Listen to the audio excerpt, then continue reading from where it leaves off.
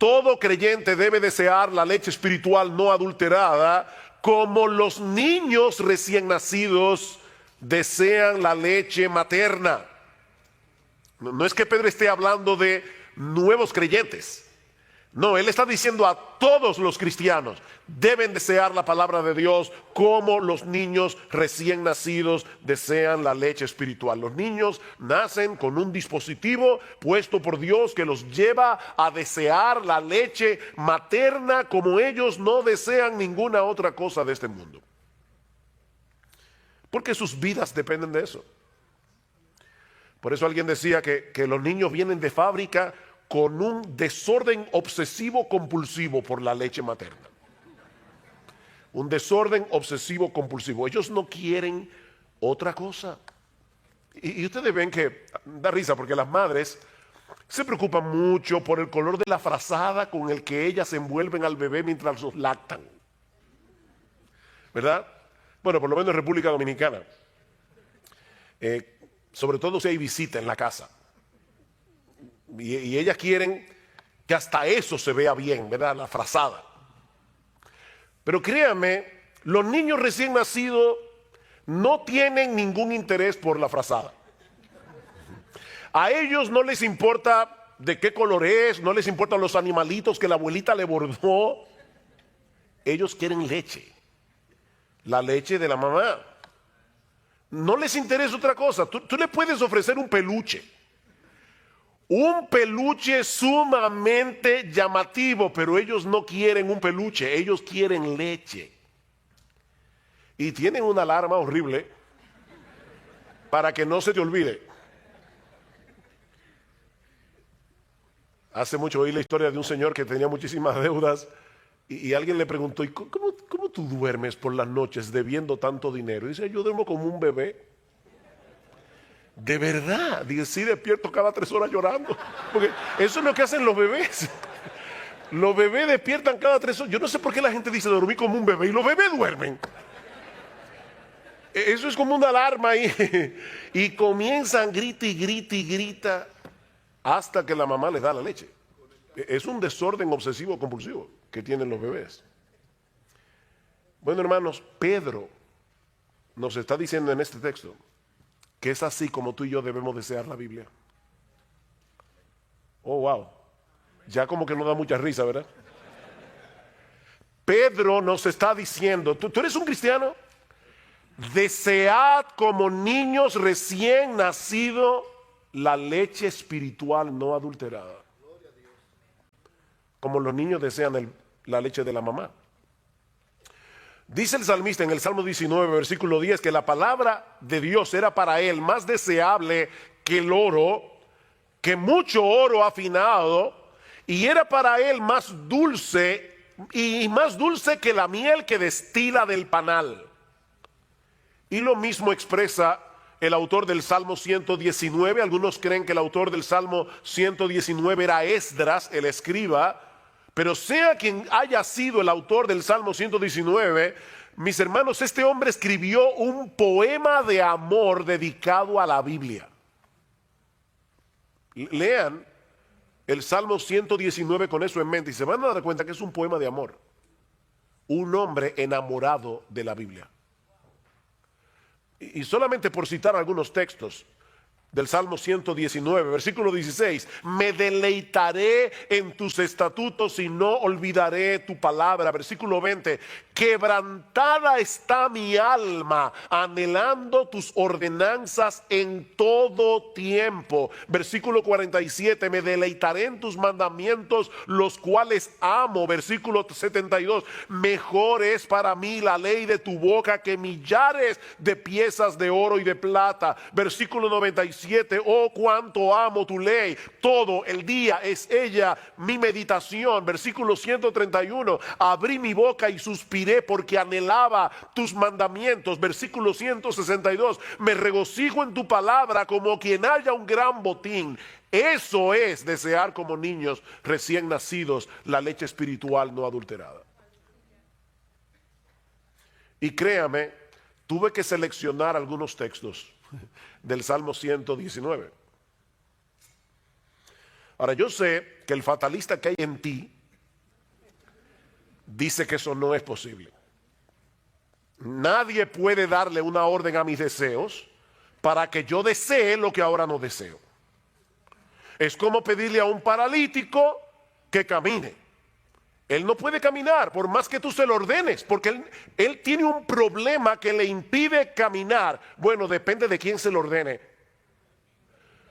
Porque en Juan capítulo 5 nosotros encontramos la historia de un paralítico que tenía 38 años sin poder caminar, pero Jesús le ordenó que caminara. ¿Y saben qué pasó? Él caminó. Así que sí, se le puede dar una orden a un paralítico para que camine, depende de quién se la dé. Porque si es Jesús, camina. Y es Dios el que nos está dando la orden de que deseemos su palabra. Esa es la diferencia que hay entre la ley y el evangelio. En el evangelio hay mandamientos, lo mismo que en la ley. La diferencia es que el mandamiento te da, que el evangelio te da los recursos que la ley no te da para que tú puedas obedecer los mandamientos. Esa es la diferencia. Hay un poema de Juan Bunyan que ilustra perfectamente este contraste entre la ley y el evangelio. Voy a traducir libremente el poema, pero en inglés lo que dice es, yo sé que muchos de ustedes conocen inglés, dice, Run, John, run, the law commands, but give us neither feet nor hands. Far better news the gospel brings, it bids us fly and give us wings. ¿Qué es lo que dice Bunyan? Corre, Juan, corre, la ley ordena, pero no nos da ni pies ni manos. Una noticia mucho mejor nos trae el evangelio, porque nos invita a volar y nos da alas. Nos invita a volar y nos da alas. No sé cuántos de ustedes han leído las Confesiones de Agustín. Si no la han leído, de verdad deberían leerla. No es un pecado mortal no leerla, es venial, pero deberían leerla. Pero en las Confesiones de Agustín hay una oración que Agustín le hace a Dios. Él le dice a Dios, concédeme lo que mandas y mándame lo que quieras. Concédeme lo que mandas y mándame lo que quieras.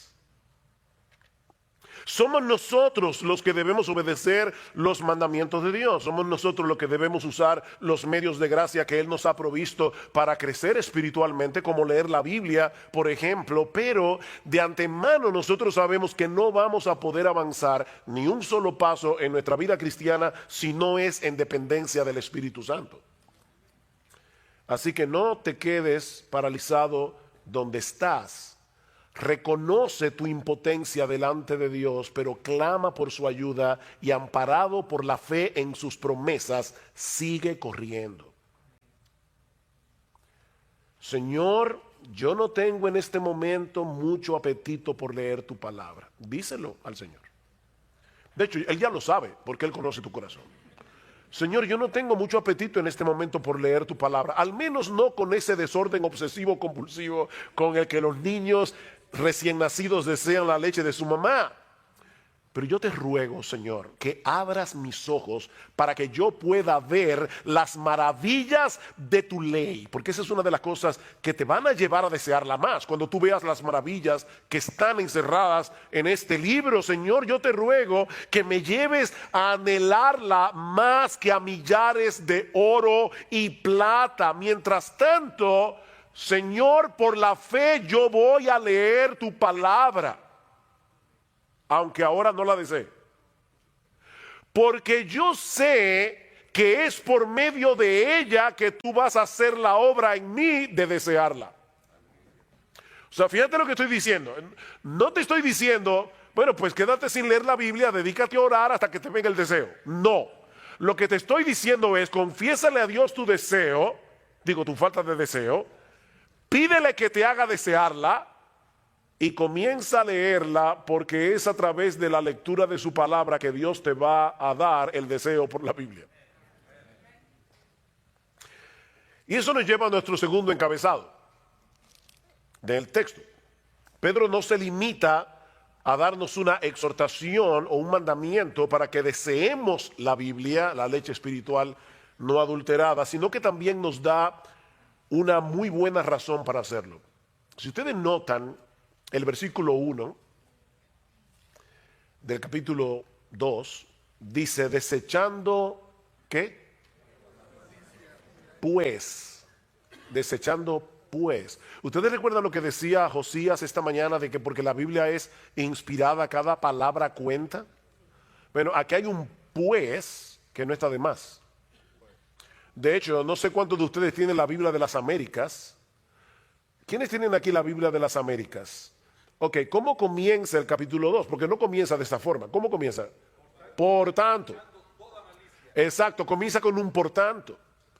¿Qué quiere decir eso? Que lo que Pedro va a decir ahora acerca del deseo que debemos tener por la palabra está conectado con lo que él ha venido diciendo antes. Por eso yo comencé a leer desde el versículo 22 del capítulo 1, porque ese es el contexto del pasaje. ¿Qué dice Pedro? Versículo 22 del capítulo anterior. Habiendo purificado vuestras almas por la obediencia a la verdad mediante el Espíritu para el amor fraternal no fingido, amaos unos a otros entrañablemente de corazón puro, siendo renacidos o habiendo nacido de nuevo, no de simiente corruptible, sino de incorruptible, por medio de la palabra de Dios que vive y permanece para siempre. Por tanto, desechando toda malicia, ¿ven el punto? La conexión fue por el poder de la palabra que Dios impartió en nosotros una nueva vida, dice Pedro, al punto de ser capaces de amarnos unos a otros con un amor sincero de hermanos. O sea, la palabra de Dios es tan poderosa que a través de su palabra nuestros corazones fueron purificados, nuestros corazones fueron libertados de la esclavitud del pecado, fueron libertados del orgullo, fueron libertados del egoísmo. ¿No es eso lo que nos impide amar a los demás?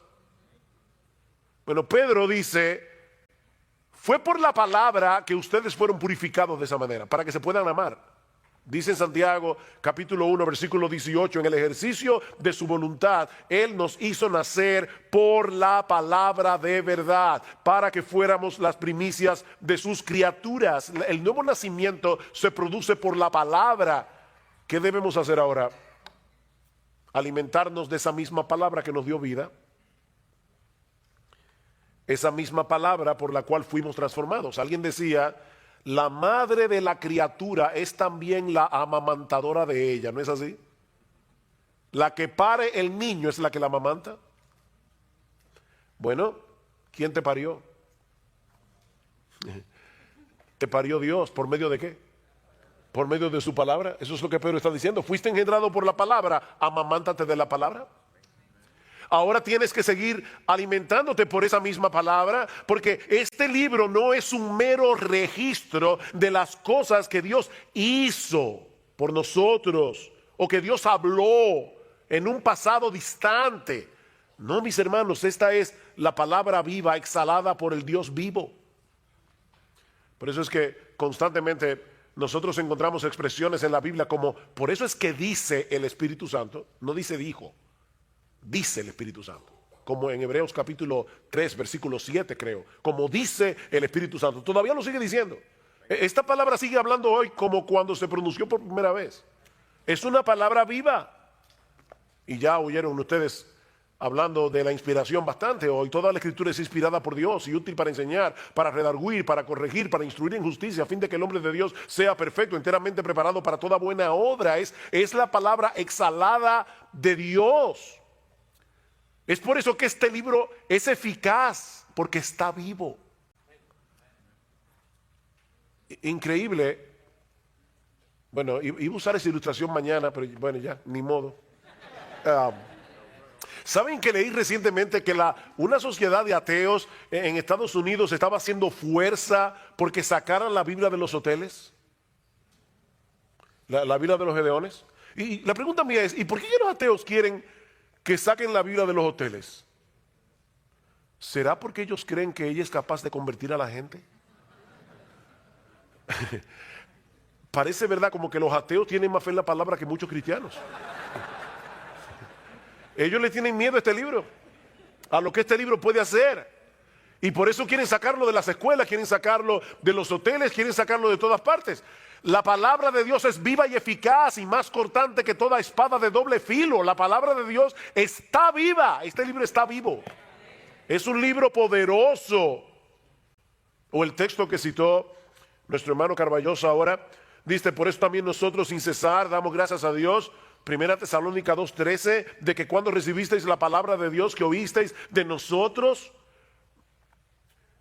dice, la aceptasteis no como la palabra de hombres, sino como lo que realmente es, estoy leyendo de las Américas, la palabra de Dios, la cual también hace su obra en vosotros los que creéis, hace su obra.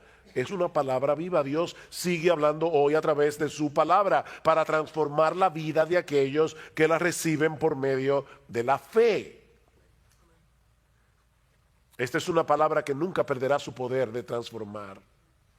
Sigue diciendo Pedro en el capítulo 1, porque toda carne es como hierba, versículo 24, toda la gloria del hombre como la flor de la hierba se seca, la flor se cae, mas la palabra del Señor permanece para siempre. Y esta es la palabra que por el evangelio os ha sido anunciada. Por tanto, desead como niños recién nacidos la leche espiritual no adulterada. La misma palabra que Dios usó para darnos vida es la misma que Él usa para sostener y fortalecer esa nueva vida. Y aunque el texto no lo menciona explícitamente, la persona divina que hace eso es el Espíritu Santo por medio de la palabra. Noten cómo Pedro comienza su primera carta, versículo 1 del capítulo 1.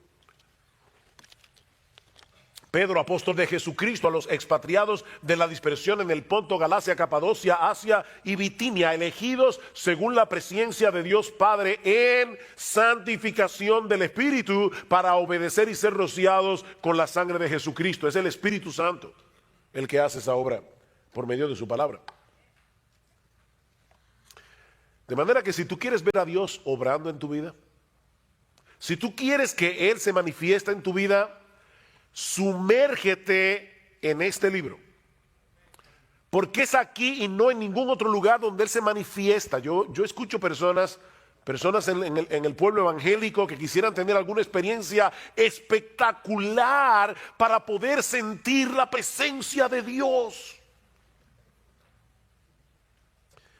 No, ¿tú quieres encontrarte con Dios?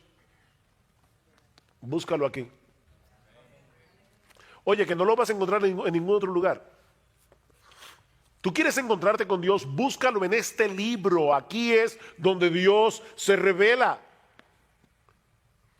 ¿Ustedes recuerdan aquella famosa escena cuando Elías manda a matar a los profetas falsos de Baal y él mismo sale huyendo al monte Carmelo y se esconde de la furia de Jezabel? Y dice que el Señor se le aparece en el primer libro de Reyes, capítulo 19. Escuchen lo que dice a partir del versículo 11. Y he aquí Jehová que pasaba, y un grande y poderoso viento que rompía los montes y quebraba las peñas delante de Jehová, pero Jehová no estaba en el viento. A los que les encanta la cosa, no, ahí no estaba Dios. Y tras el viento un terremoto, ahí sí, no, Jehová tampoco estaba en el terremoto. Y tras el terremoto un fuego, ahí sí, fuego es lo que queremos. No, Jehová no estaba en el fuego. Y tras el fuego un silbo apacible y delicado. Y cuando lo oyó Elías, cubrió su rostro con su manto y salió y se puso a la puerta de la cueva. Y he aquí vino a él una voz diciendo: ¿qué haces aquí, Elías? ¿Se dan cuenta? El Señor no estaba ni en el viento, ni en el terremoto, ni en el fuego. Él estaba en el sonido, susurro apacible de su voz. Dios se manifiesta en su palabra, Él actúa por medio de su palabra, Él se revela en su palabra, Él allí nos da a conocer lo que Él ha hecho, hace y hará a nuestro favor. Es por eso que esta palabra no solo alimenta, es una palabra que deleita. Vean una vez más el versículo 3 del capítulo 2 de Primera de Pedro. Dice: si es que habéis gustado la benignidad del Señor.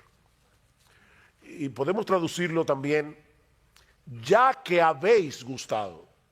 No es que lo pone en dudas, esa es una cláusula en griego que se puede traducir como algo afirmativo. Ya que habéis gustado de la bondad del Señor. ¿En qué ustedes creen que Pedro estaba pensando? ¿Qué texto bíblico del Antiguo Testamento creen ustedes que Pedro estaba pensando cuando escribió eso? Pueden decir el texto, aunque no sepan la calle ni el número de la casa. Gustad y ved que es bueno Jehová, dichoso el hombre que en él confía. Salmo capítulo 34, versículo 8. Probablemente Pedro estaba pensando en eso. Gustad, probad que Dios es bueno, es dichoso el hombre que confía en un Dios tan bueno como nuestro Dios. Ahora déjenme hacerles una pregunta. ¿En qué lugar nosotros podemos saborear la bondad del Señor? Porque Pedro y el salmista están diciendo, vengan y saboreen la bondad del Señor, para que puedan confiar en Él. La pregunta que estoy haciendo es, ¿dónde nosotros podemos saborear la bondad del Señor? En la palabra de Dios. ¿Dónde fue que nos enteramos de que nuestro Dios nos había elegido para salvación desde antes de la fundación del mundo? Nos enteramos en su palabra. ¿En qué lugar fue que llegamos a conocer el carácter de Dios al cual habíamos ofendido con nuestros pecados, pero también el plan que Él diseñó para poder darnos su justicia sin pasar por alto nuestra culpabilidad? ¿Dónde aprendimos eso? ¿En la Biblia?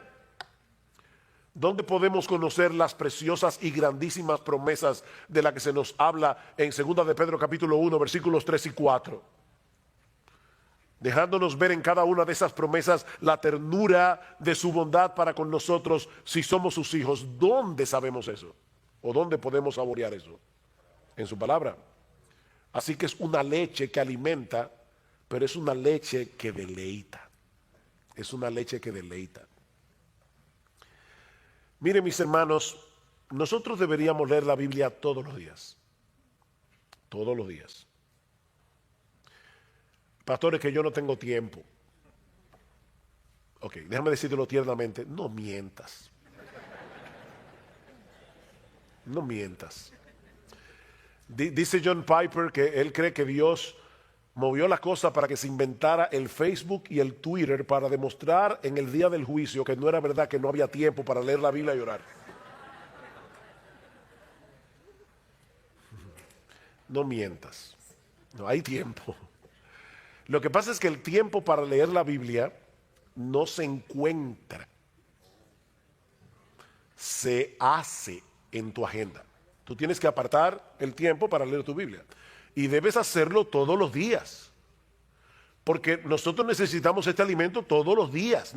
Nadie en su sano juicio dice, voy a comer una vez al mes. Eso sí, el día que coma me voy a dar un atracón. No. Tú comes todos los días, 3 veces al día.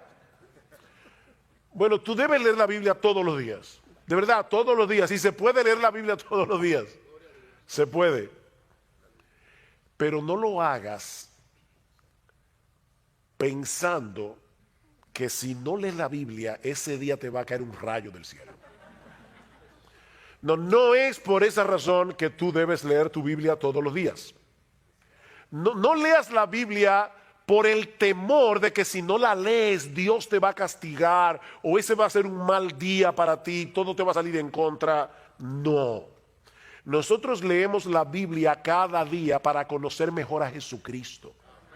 Nosotros leemos la Biblia cada día para conocer mejor el diamante del Evangelio, que tiene demasiadas aristas y hay que verlo por todos lados para entenderlo cada vez mejor. ¿Saben para qué? Para que Cristo sea cada vez más precioso para nosotros.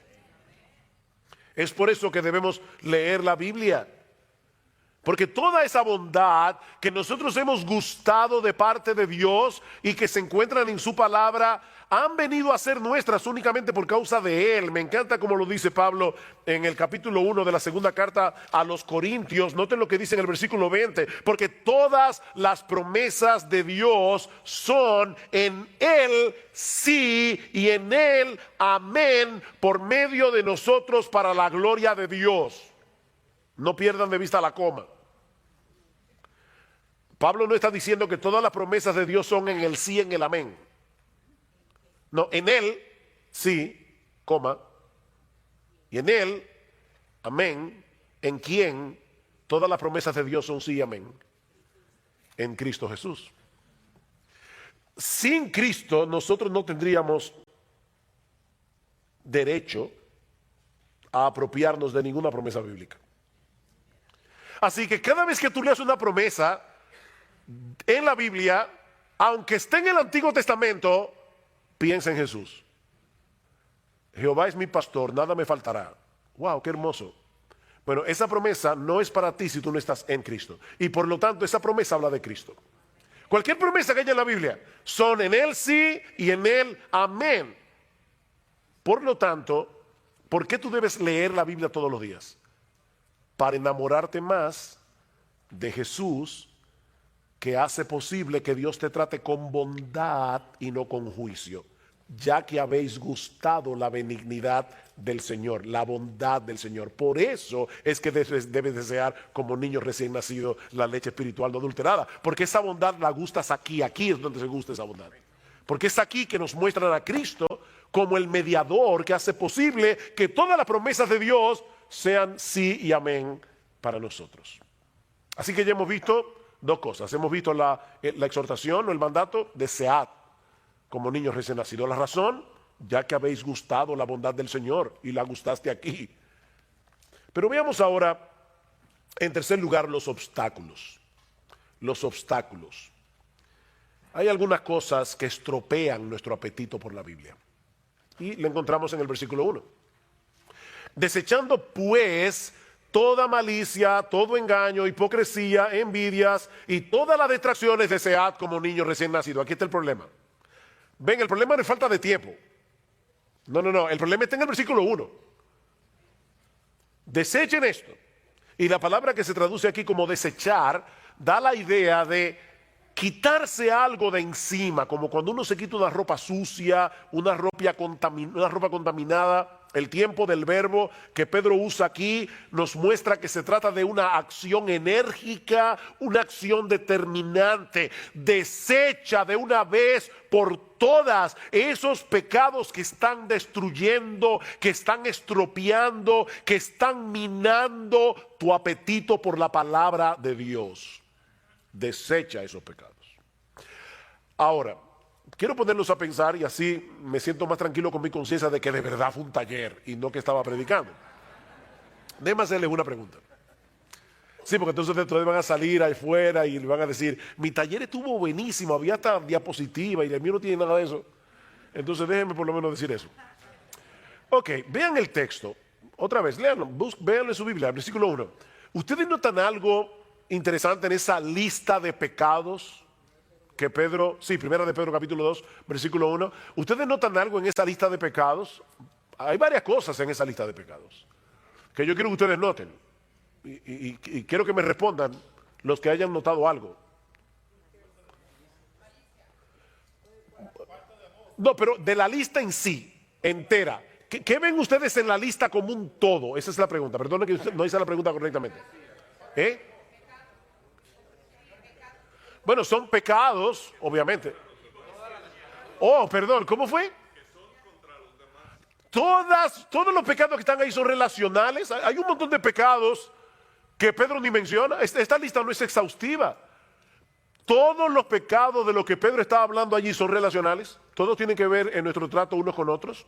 Por ejemplo, ahí no se habla del adulterio, no se habla del homicidio. Bueno, el homicidio es contra otro, pero no se habla ahí de eso. Son pecados relacionales. Pecados que atentan contra el amor. ¿Por qué? Porque Pedro acaba de decir que la palabra de Dios purificó nuestras almas para el amor fraternal, no fingido, de manera que ahora nosotros formamos parte de una comunidad de santos donde nos ayudamos mutuamente, porque resulta que el crecimiento en la piedad no se hace solo. Nosotros necesitamos una comunidad para amar la palabra y para obedecer la palabra. Y ahora Pedro nos está diciendo, cuídate de esos pecados que te alejan de la iglesia, cuídate de esos pecados que te alejan de la comunidad de santos, porque esos mismos pecados te alejan de la Biblia. Porque Dios te salvó para que tú seas parte de una comunidad. La vida cristiana no puede vivirse en soledad. De manera que nosotros podemos englobar todos esos pecados en uno solo. No actúen en ninguna manera que sea contraria al amor fraternal. ¿Saben por qué? Porque eso afectará nuestro apetito por la palabra. Cuando tú tienes problemas relacionales, también tienes problemas con el Señor y ya tú no quieres ir a su palabra. Porque la Biblia te manda que te arregles con tu hermano, que perdones, que no tengas amargura. La Biblia te manda todo eso. Entonces es difícil uno tener problemas con la gente y meterse en este libro. Échense de vosotros toda amargura, enojo, ira, gritería, maledicencia. Eso está en Efesios capítulo 4, versículo 32. Pastores, que yo no la puedo perdonar. No, otra mentira, tú no la quieres perdonar. Eso es diferente. Entonces tú no puedes amar este libro y estar con problemas con todo el mundo. No puedes. Eso va a minar tu apetito por la Biblia. Ahora, ¿no tienen algo interesante o algo más interesante aquí? Así como estos pecados arruinan nuestro deseo por la Biblia es el único antídoto que puede equiparnos para luchar adecuadamente contra esos pecados. O sea, esta leche espiritual no adulterada contiene todos los anticuerpos que necesitamos para luchar eficazmente contra los virus pecaminosos que atacan constantemente nuestra vida cristiana y sobre todo nuestra relación con los demás. En la misma medida en que saboreemos la bondad de Dios en Cristo revelada en las Escrituras, en esa misma medida será más fácil para nosotros luchar contra esos pecados que destruyen nuestra relación con los demás y nuestro deseo por la Biblia. Mira, si tú estás atesorando a Cristo por lo que estás aprendiendo de Él en su palabra, te será más fácil luchar contra la malicia, el engaño, la hipocresía, la envidia y la difamación. ¿Repito eso? Si tú estás atesorando a Cristo por lo que estás aprendiendo de Él en su palabra, te será más fácil desechar la malicia, el engaño, la hipocresía, la envidia y la difamación. Vean el capítulo 1, y voy a leer un pasaje un poco largo, pero noten lo que dice Pedro en el versículo 3 del capítulo 1. Hasta el versículo 9. Bendito el Dios y Padre de nuestro Señor Jesucristo, que según su grande misericordia nos hizo renacer para una esperanza viva por la resurrección de Jesucristo de los muertos, para una herencia. A todo el mundo le encanta la palabra herencia. Murió el tío rico. Bueno, no me voy a alegrar, pero me dejó una herencia. Para una herencia incorruptible, incontaminada e inmarcesible, reservada en los cielos para vosotros, que sois guardados por el poder de Dios mediante la fe, para alcanzar la salvación que está preparada para ser manifestada en el tiempo postrero, en lo cual vosotros os alegráis, aunque ahora por un poco de tiempo, si es necesario, tengáis que ser afligidos en diversas pruebas, para que sometida a prueba vuestra fe, mucho más preciosa que el oro, el cual aunque perecedero se prueba con fuego, sea hallada en alabanza, gloria y honra cuando sea manifestado Jesucristo, a quien amáis sin haberle visto, en quien creyendo, aunque ahora no lo veáis, os alegráis con gozo inefable y glorioso, obteniendo el fin de vuestra fe, que es la salvación de vuestras almas. ¡Wow! ¿Qué pasaje? Pregunta. ¿Qué tiene que envidiarle a los demás una persona que ha sido hecha coheredera con Jesucristo y que está experimentando aquí y ahora ese gozo inefable y lleno de gloria del que Pedro está hablando ahí? Piénsenlo. Una persona que de verdad se está alimentando de lo que dice ahí. ¿Cómo? ¿Y qué tú le vas a envidiar a otra persona? ¿Qué malicia vas a tener? La malicia de la que Pedro habla aquí es el deseo no solamente de tener lo que el otro tiene, sino de que él no tenga lo que yo no tengo. Somos bárbaros. Es increíble la maldad que hay en el corazón humano. No sé si han oído ese cuento indio, pero hay un cuento indio de un genio, ese genio que se aparece y le dice al tipo, pídeme un deseo, no tres, uno, pídeme un deseo, lo que yo quiera, lo que tú quieras. Pero te advierto que lo que tú me pidas, al vecino le voy a dar el doble. O sea, que si yo te pido $1.000.000, al vecino le doy 2. Una mansión, 2 mansiones al vecino. Ah, no, si es así, déjame pensarlo. Finalmente el tipo le dijo, déjame ciego de un solo ojo. Óigame. Es que mire, somos envidiosos. Nos molesta que el otro tenga lo que yo no tengo. Ahora, de verdad, y no me digan, no, pastor, yo desde que me convertí nunca he envidiado a nadie. Mentiroso, eso no es verdad. Pero lo que pasa es que la envidia es tan sucia que a la gente no le gusta reconocerla. Hermanos, una persona que está meditando en la Biblia y está viendo el diamante del Evangelio y todo lo que Dios nos ha provisto en Cristo, va a desechar toda malicia, engaño, hipocresía. Ven el punto, desead como niños recién nacidos, pero antes desecha todo aquello. Para que puedas desear la leche espiritual. Pero hay algo más en el texto que ya hemos mencionado, pero que ahora vamos a enfocar de manera más particular, aunque brevemente. Perdona, ¿qué hora fue que empezamos? No, en serio, no es relajo. ¿Ah? ¿Y a qué hora que tenemos que? A las 5 que tenemos. Ah, no, estamos bien, estamos bien. Ok. Ya vimos, ¿qué vimos? La exhortación del texto, desead como niños recién nacidos. La razón, fuiste engendrado por la palabra, desea la palabra los obstáculos. Ahora veamos el resultado. ¿Qué sucederá si en dependencia del Espíritu Santo luchamos por desechar de nuestra vida los pecados que se mencionan en el versículo 1, mientras nos alimentamos apropiadamente de la leche espiritual no adulterada? ¿Qué va a pasar? Vean otra vez el versículo 2. Desead como niños recién nacidos la leche espiritual no adulterada, para que por ella crezcáis para salvación, ya que habéis gustado la benignidad del Señor. Todos nosotros sabemos que el nacimiento es apenas el comienzo de una vida, que ahora debe desarrollarse hasta alcanzar la madurez. Bueno, lo mismo ocurre con la salvación. Todo verdadero creyente es alguien que ha experimentado el nuevo nacimiento por medio del poder de la palabra de Dios, pero la conversión es apenas el comienzo, dice Pedro. Ahora debemos crecer para el pleno desarrollo de nuestra salvación. Dios tenía un propósito en mente cuando nos salvó, y la única manera de seguir avanzando hacia ese propósito es a través de la obra del Espíritu Santo en nosotros por medio de su palabra. Esta es la espada del Espíritu. Dios, el Espíritu, obra por su palabra. ¿Cuál es el propósito que Dios tenía en mente cuando nos salvó? ¿Cuál era? Pero formarnos a la imagen de Cristo. ¿Recuerdan Romanos 8:28? Sabemos que a los que aman a Dios todas las cosas les ayudan a bien.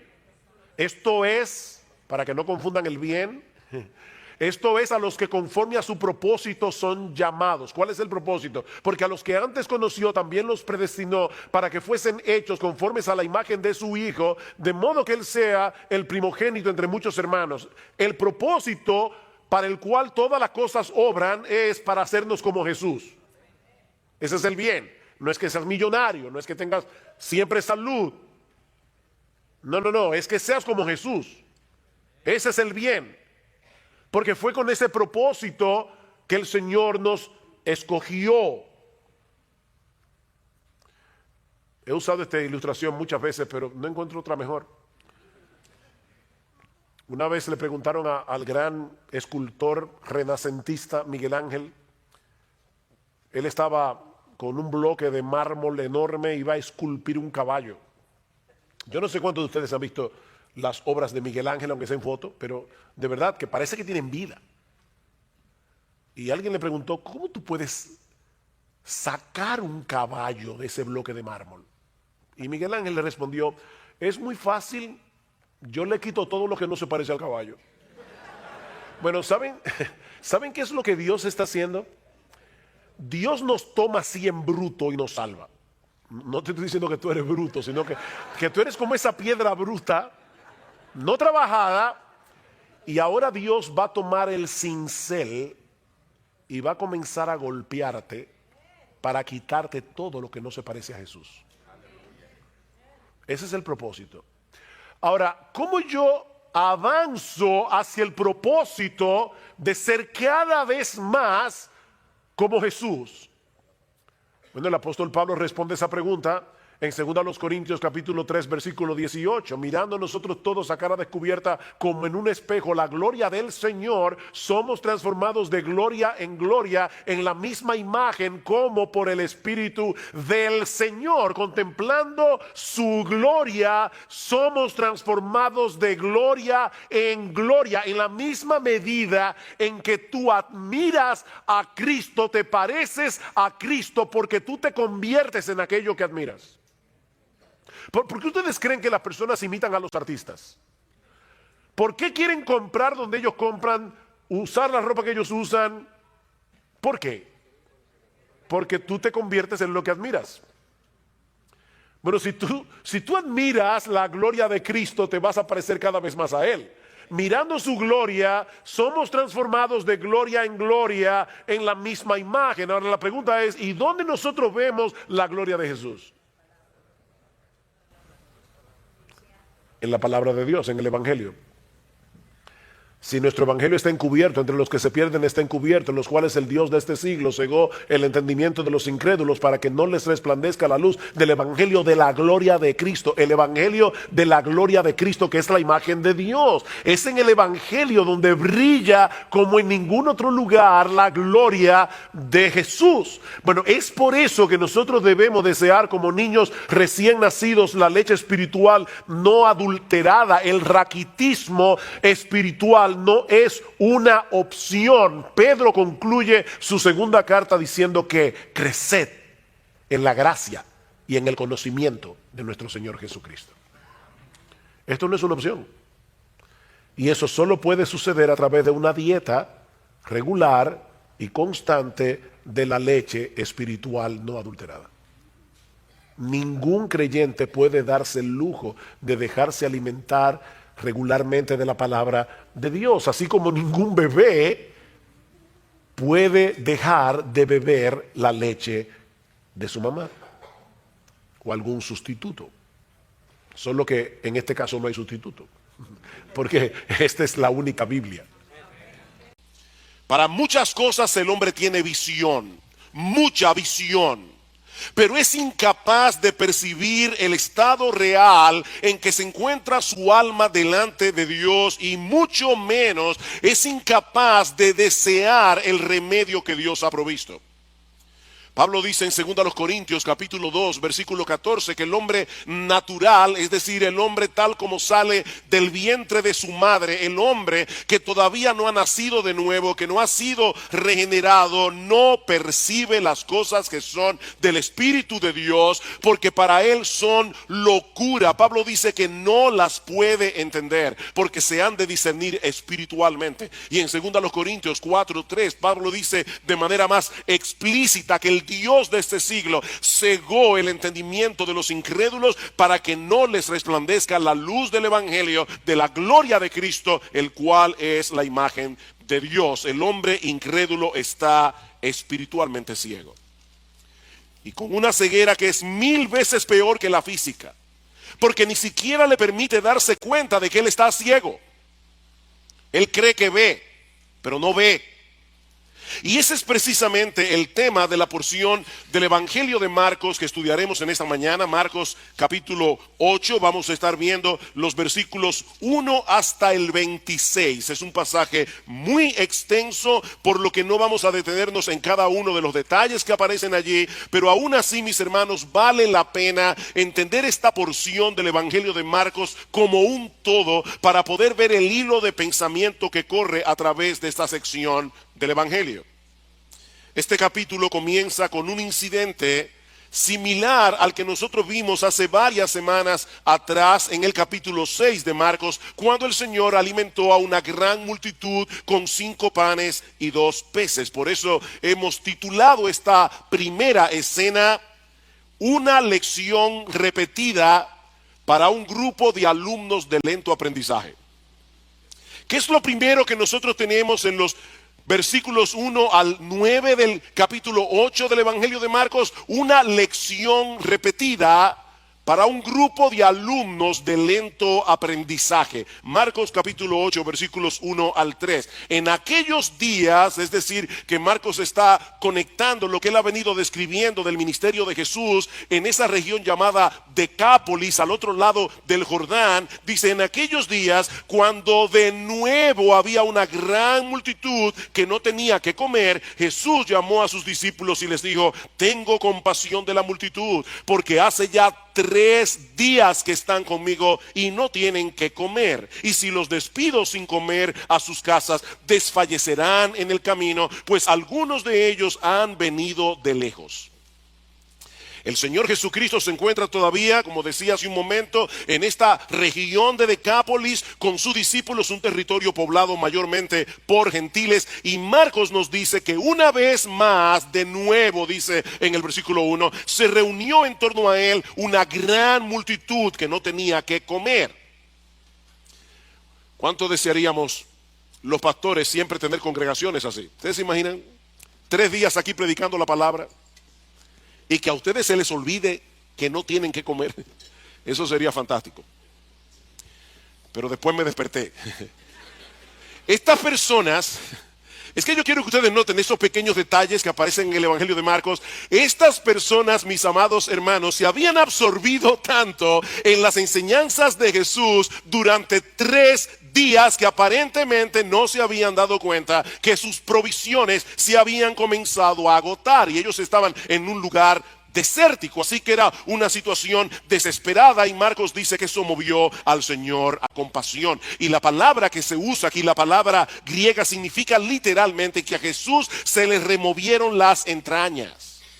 Algunos habían venido desde muy lejos, por lo que no iba a ser fácil para ellos encontrar provisiones, y Jesús sabía que ellos podían colapsar en el camino. Eso es lo que significa literalmente la palabra desfallecer en el versículo 3. Jesús sabía que ellos iban a colapsar si se iban a sus casas. Y mis hermanos, ¿saben lo que eso nos enseña? Que el Señor Jesucristo es un Salvador compasivo. Él no se conmueve únicamente por nuestros problemas espirituales y eternos. Él también está consciente, Él también está atento a nuestros problemas terrenales y temporales. Él no es indiferente al hambre, Él no es indiferente a la enfermedad, y eso lo vemos una y otra vez en los evangelios. Su corazón es movido a misericordia ante todo tipo de necesidad, ante todo tipo de sufrimiento. Ahora, lo interesante que nosotros vemos en este pasaje es que Él quiere desarrollar en los suyos, es decir, en ti y en mí, esa misma clase de compasión, esa misma clase de misericordia. Y es por eso que en el versículo 2 el Señor comparte su inquietud con los discípulos. Le dice, tengo compasión de la multitud. Y de paso es la primera vez y la única vez en los evangelios donde se dice eso del Señor de la boca del Señor mismo. O sea, los evangelistas dicen que Él tenía compasión, pero ahora es Cristo el que está viendo su corazón y dice, tengo compasión por esta multitud, porque hace ya 3 días que están conmigo y no tienen que comer. Él comparte esta inquietud con los discípulos, pero mis hermanos, como sucede muchas veces, donde Jesús ve una oportunidad, nosotros vemos un problema. Y cuando vemos el problema, perdemos la oportunidad.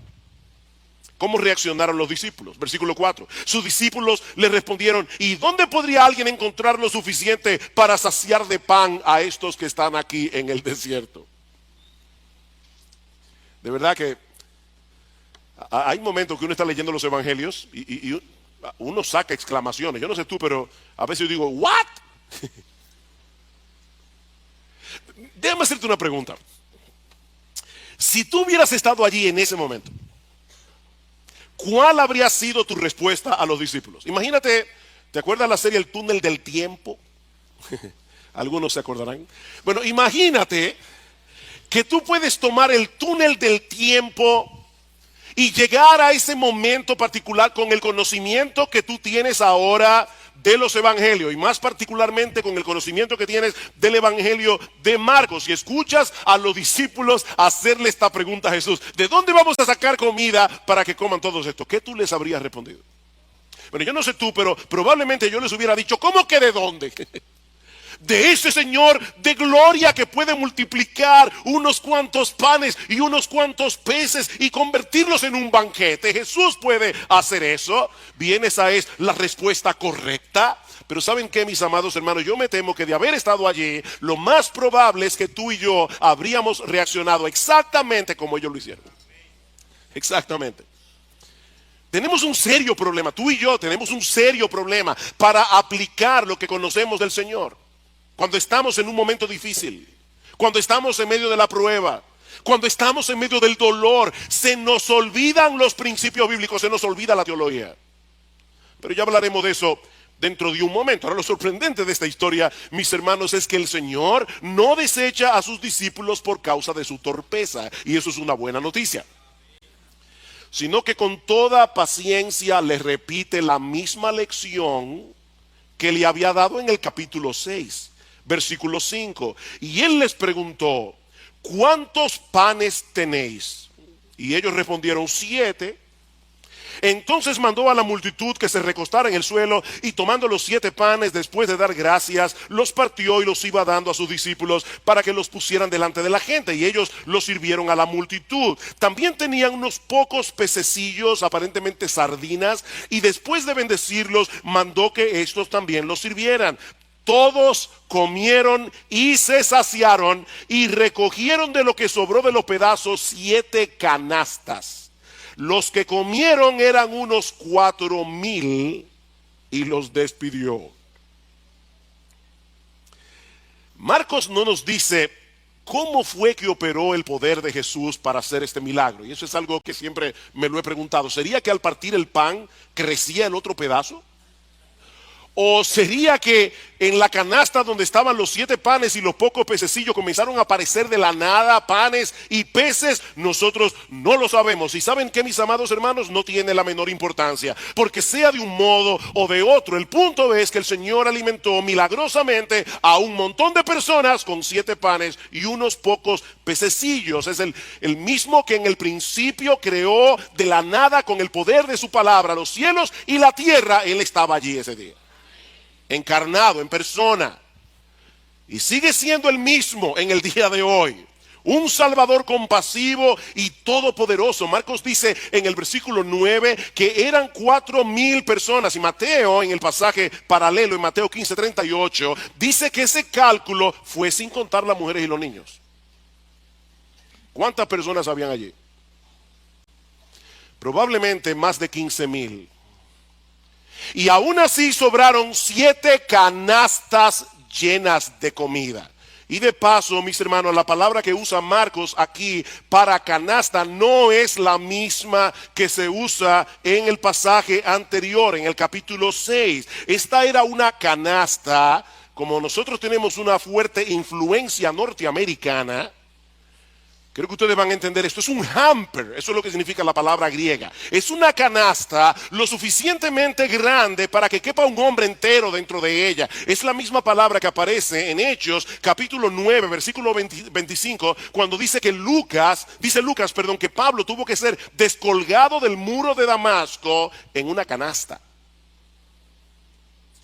Así que es probable que en esta ocasión hayan recogido más panes y más peces que en el milagro anterior. Mis hermanos, ¿qué aprendemos de esta escena? Que nuestro Dios tiene el poder para proveer para todas nuestras necesidades conforme a sus riquezas en gloria en Cristo Jesús, como dice Pablo en Filipenses 4. Él es un Dios confiable, Él es un Dios poderoso, Él es un Dios compasivo. Nosotros podemos echar nuestras cargas, podemos echar nuestras ansiedades sobre Él, porque Él tiene cuidado de nosotros, como dice el apóstol Pedro. Lamentablemente e increíblemente, hay muchos que no quieren a ese Salvador reinando en sus vidas. Y por eso cierran sus ojos a toda evidencia, como vemos en la siguiente escena del pasaje, que yo he titulado Palabras de juicio para un grupo de ciegos que no quiere ver. Palabras de juicio para un grupo de ciegos que no quiere ver. Marcos nos dice en el versículo 10 que inmediatamente después del milagro Jesús se embarcó a la región de Dalmanuta con sus discípulos, donde es confrontado por los fariseos. Versículo 10: y subiendo enseguida a la barca con sus discípulos fue a la región de Dalmanuta. Entonces salieron los fariseos y comenzaron a discutir con él, buscando de él una señal del cielo para ponerle a prueba. Esta fue la última confrontación de Jesús con los líderes religiosos de Israel en la región de Galilea, porque unos días más tarde el Señor iba a dirigirse a Jerusalén y allí sería juzgado, allí sería condenado a muerte. Así que en cierto modo, mis amados hermanos, lo que nosotros estamos viendo aquí en el capítulo 8 del Evangelio de Marcos marcó el principio del fin del ministerio terrenal de Jesús. Y es interesante notar que los fariseos fueron a buscar a Jesús para discutir con él. No fue que se encontraron con Jesús por accidente. Ellos andaban detrás de Jesús. ¿Y saben por qué andaban detrás de Jesús? Porque estos hombres no soportaban el evangelio de la gracia. Ellos andaban detrás de Jesús porque ellos estaban tan absortos en su propia justicia que ellos odiaban el evangelio. El evangelio era un insulto para estos hombres. Y ellos veían a las personas yéndose detrás de Jesús y estaban preocupados y querían desacreditar al Señor delante de todo el mundo, y por eso es que le piden una señal del cielo. ¿Notaron eso? Danos una señal del cielo. Y ese detalle es importante. Los judíos pensaban que Satanás podía imitar los milagros de Dios siempre y cuando se tratara de cosas que ocurrían aquí en la tierra. Pero ellos creían que Satanás no puede imitar los milagros que ocurren en el cielo. Y eso es precisamente lo que ellos están pidiendo aquí. No vengas con esos milagros que tú haces aquí en la tierra, porque ya sabemos que el diablo puede hacerlos también. Haz algo verdaderamente extraordinario, algo que tenga que provenir directamente del trono de Dios. Detén el sol como hizo Josué en Gabaón, o haz que llueva fuego del cielo como hizo Elías. Eso es lo que nosotros queremos. Una señal del cielo. No venga con un milagrito aquí, no. ¿Cuál fue la respuesta de Jesús a esta ridícula petición? Versículo 12. Suspirando profundamente en su espíritu, dijo: ¿por qué pide señal esta generación? En verdad os digo que no se le dará señal a esta generación. Y dejándolos se embarcó otra vez y se fue al otro lado. Mira, si tú vas delante de alguien y le demandas algo y su reacción es un profundo suspiro, déjame decirte algo, puedes estar seguro que lo que sigue no será nada bueno. Ese suspiro de Jesús fue una fuerte reprensión a este grupo de hombres que había determinado rechazarle a él como el Mesías profetizado en el Antiguo Testamento, no importa las evidencias que lo señalaban a él como el Mesías. Ahora, hermanos, para poder entender lo que está sucediendo aquí, es necesario que nosotros vayamos al capítulo 6 del Evangelio de Juan. No tienen que buscarlo, pero luego del primer milagro de la multiplicación de los panes y los peces, los judíos le hicieron a Jesús una petición similar. Dice en Juan capítulo 6 versículo 30: ¿qué señal haces tú para que veamos y te creamos? Nuestros padres comieron el maná en el desierto, como está escrito: pan del cielo les dio a comer. Y Jesús les dijo: de cierto os digo, no os dio Moisés el pan del cielo, mas mi Padre os da el verdadero pan del cielo, porque el pan de Dios es aquel que descendió del cielo y da vida al mundo. En otras palabras, Jesús les está diciendo: ¿ustedes creen que Dios autenticó a Moisés porque les dio a comer el maná en el desierto? No, yo soy el verdadero pan que descendió del cielo para darles vida. En una forma todavía más clara, lo que Jesús está diciendo es: ustedes me están pidiendo a mí que les dé una señal y no se están dando cuenta que yo soy la señal. Yo soy la señal. Si ustedes no creen, a pesar de lo que han visto en mí, no van a creer de ningún modo, porque no existe una señal más convincente que yo. Yo soy la señal. Mis hermanos, piensen en esto por un momento. El Dios del cielo se hizo hombre.